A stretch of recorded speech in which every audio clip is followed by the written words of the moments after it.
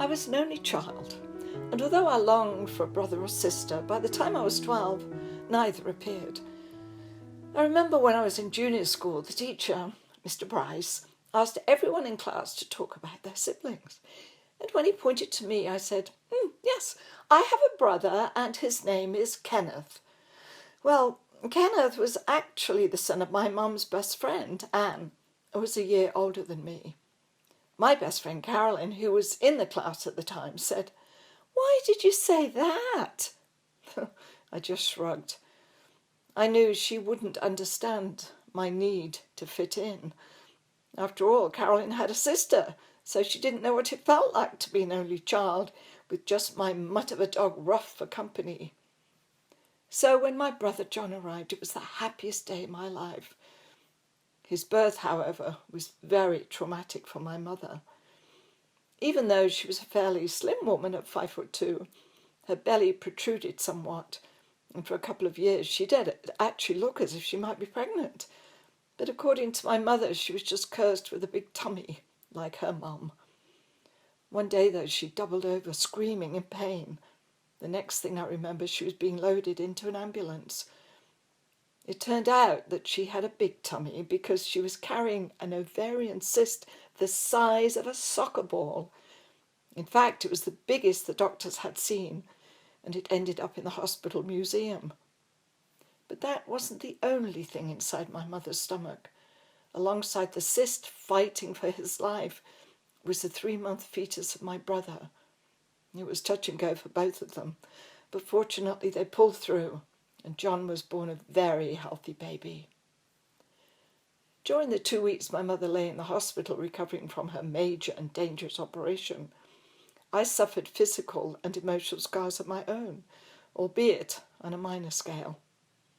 I was still off school for the summer holidays and was in charge of the house and preparing meals for my father and my mother's father, Cliff, who'd lived with us after my grandmother Bessie died 5 years earlier.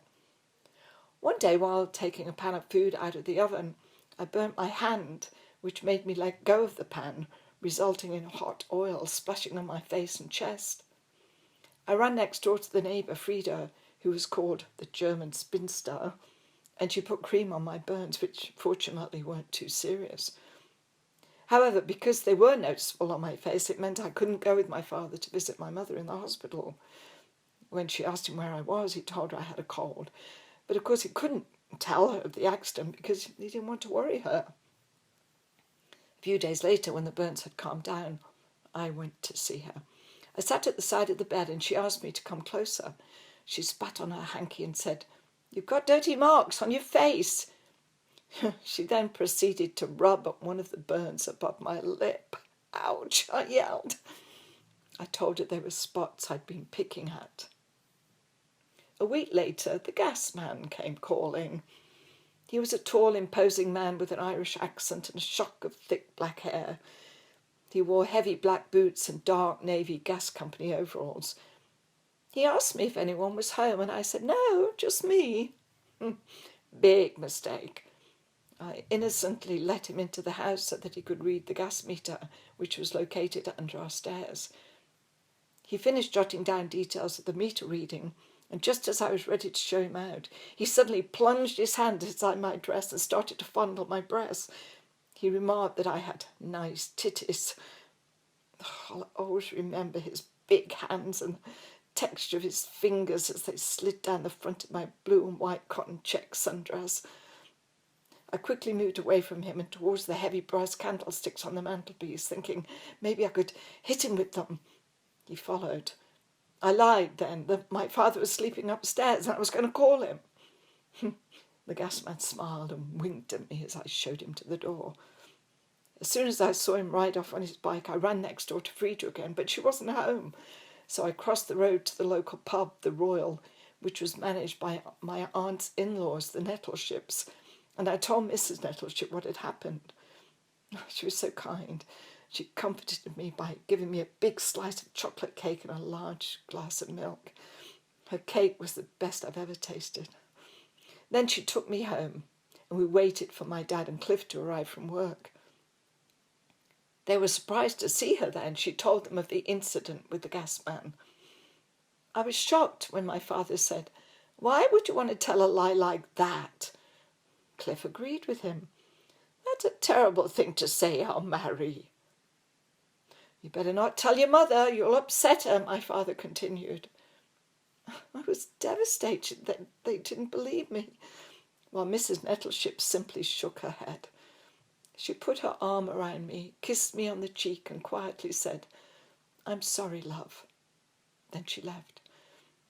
I was in my 20s when I told my mother of this incident, as well as the truth about the marks on my face.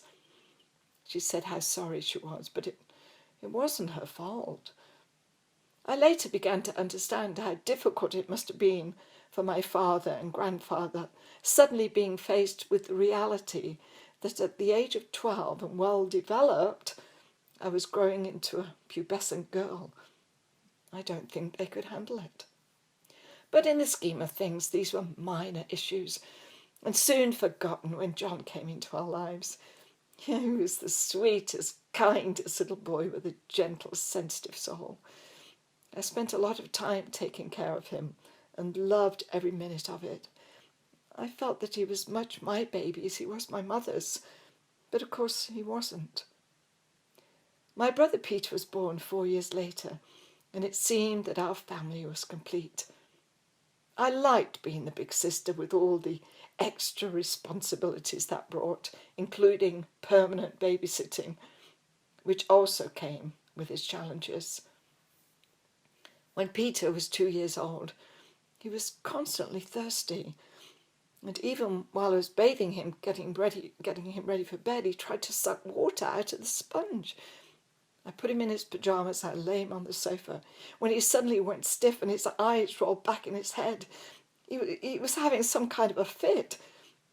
Since we didn't have a phone and neither did the neighbours, I had to go out to the street and ask a passerby to go to the phone box at the end of the street and call the doctor, and my mother, who was at an aunt's wedding anniversary party with my father and Cliff.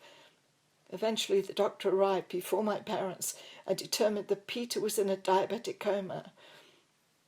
My parents then arrived, and before the ambulance came, the doctor looked at me and he praised me for acting so quickly. "If it had been an hour later, your brother wouldn't have made it, young lady," he told me. Even though Peter had a few close calls during his teen years, I'm glad to say, to this day, he has remained in very good health. My father died 2 years after that, at the age of 49, from lung cancer. I believe as a consequence of taking up smoking cigarettes at the age of 8 and going into the coal mines at the age of 13, so young. He had a hard life. It also became difficult after his death for my mother as a single parent to 2 young boys, and she depended on me even more. The problem was that my mother and I never had the best of relationships, and we fought a lot. I suppose it was inevitable that I would one day leave home, which is what I did, and you've heard my journey up to this point. When John died at the age of 17, my mother was naturally very bitter and swore to God who gave her a miracle child only to take him away from her. "But just think how different our lives would have been without him in it," I said. However, that was of no comfort to my grieving mother. Her son had gone and wouldn't be coming back. She cried all the time, couldn't sleep, wouldn't eat, and her hair was falling out. I didn't know what I could do, apart from be there for Peter and my granddad Cliff.